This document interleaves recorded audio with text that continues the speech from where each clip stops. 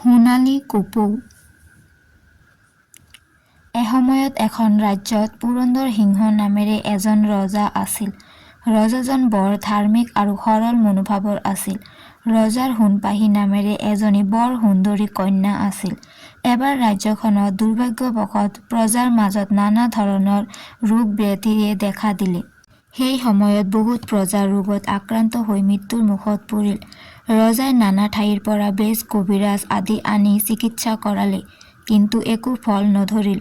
এদিন এজন দৈৱজ্ঞই ৰজাক আহি ক'লে, হে মহাৰাজ, এই ৰাজ্যৰ দক্ষিণ দিশে বহু দূৰত এখন ডাঠ হাবিৰ মাজত এটা গুহাত এজনী সোণালী কপৌ আছে। তাইহে আপোনাৰ ৰাজ্যৰ প্ৰজাসকলৰ ৰোগ ব্যাধি আৰোগ্য কৰিব পাৰিব।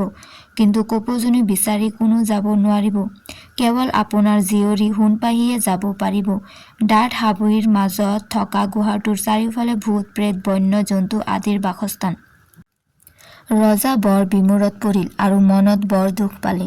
নিজৰ জীয়ৰীক অকলে অকলে অৰণ্যৰ মাজলৈ কেনেকৈ যাবলৈ দিয়ে, আনহাতে ৰাজ্যৰ প্ৰজাসকলৰ প্ৰাণ ৰক্ষা কৰাৰ কথা। ৰজাই এদিন সোণপাহিক মাতি আনি ক'লে, আই, তই ৰাজ্যৰ দক্ষিণ দিশে থকা ডাঠ অৰণ্যৰ মাজৰ গুহাটোৰ পৰা সোণালী কপৌজনী বিচাৰি আনিব লাগিব এই ৰাজ্যৰ প্ৰজাৰ মংগলৰ বাবে, নহ'লে ৰাজ্যখন ধ্বংস হ'ব।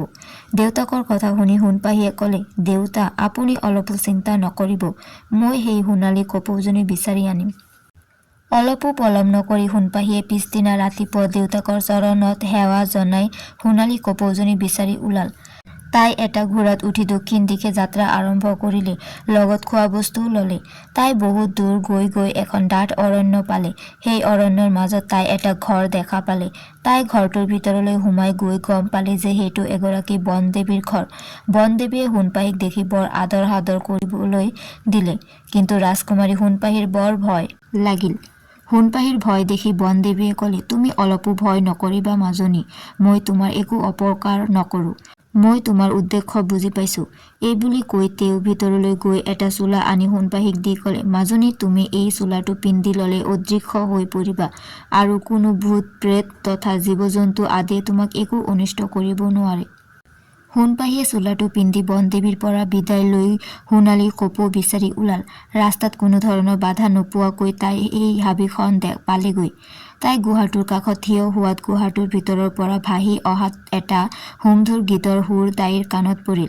তাই ততালিকে গুহাৰ ভিতৰত প্ৰৱেশ কৰি তাই বিচাৰি অহা কপৌজনী দেখা পালে। তাই কপৌজনীক সকলো কথা বিৱৰি ক'লে। সোণপাহিৰ কথা শুনি কপৌজনীৰ বৰ দুখ লাগিল। কথা ক'ব পৰা সোণালী কপৌজনী ৰাজকুমাৰীৰ লগত যাবলৈ ওলাল। ৰাস্তাত গৈ থাকোঁতে কপৌজনীয়ে সুধিলে, তুমি আহোঁতে বাচি আহিলা, কিন্তু ঘূৰি যাওঁতে বচাটো কঠিন হ'ব, কাৰণ তুমি বনদেৱীয়ে দিয়া চোলাটো হুলকাই লৈছা। কপৌজনীয়ে সোণপাহিক এটা মাটিৰ পাত্ৰ দিলে। সেই পাত্ৰটোত সোণবৰণীয়া পানী আছিল আৰু ক'লে, তুমি পানীখিনি য'ত ভূত প্ৰেত ওলায় বুলি ভাবা তাতে ছটিয়াই দিবা। কুঁৱৰীয়ে পানীখিনি ঘৰমুৱা হৈ ঘূৰি আহোঁতে হাবিখনত ছটিয়াই দিলে। কপৌজনীয়ে কোৱা মতে সকলো ভূত প্ৰেত আঁতৰ হ'ল। ইতিমধ্যে সোণপাহি ভাগৰুৱা হৈ পৰিছিল। তাইৰ লগত লৈ যোৱা খোৱাবস্তুবোৰৰ অলপ বাকী আছিল। কপৌ আৰু ৰাজকুমাৰীয়ে তাকে খাই কিছু সময় জিৰণি লৈ পুনৰ যাত্ৰা আৰম্ভ কৰিলে। ৰাজ্যখনৰ ওচৰ পোৱাৰ লগে লগে সোণালী কপৌজনীয়ে এটি গীত জুৰিলে, যাৰ মন পৰশা সুৰৰ ধ্বনিয়ে ৰাজ্যত হোৱা সকলো ৰোগ ব্যাধি আঁতৰ কৰিলে। ৰোগাক্ৰান্ত সকলে গভীৰ টোপনিৰ পৰা সাৰ পাই কপৌৰ শুৱলা গীত শুনিবলৈ ৰজাৰ লগতে বাহিৰলৈ দৌৰি ওলাই আহিল। আনকি ৰজাইও সেই সুমধুৰ সুৰৰ উৎস বিচাৰি প্ৰাসাদৰ পৰা ওলাই আহিল। বাহিৰলৈ আহি নিজৰ জীয়েকক দেখি ৰজাৰ দুচকু আনন্দাশ্ৰুৰে উপচি পৰিল। লগতে সোণালী কপৌজনী দেখিও তেওঁ অতি আনন্দিত হ'ল। কিছু সময় পিছত কপৌজনীয়ে গীত গাই গাই দূৰ দূৰণিলৈ উৰা মাৰিলে। যাওঁতে তাই সোণপাহিক কৈ গ'ল, মোক প্ৰয়োজনীয়ত স্মৰণ কৰিবা, মই পুনৰ তোমাক দেখা দিম। ৰজা আৰু ৰাজকুমাৰীয়ে কপৌজনীক বহুত ধন্যবাদ জনালে।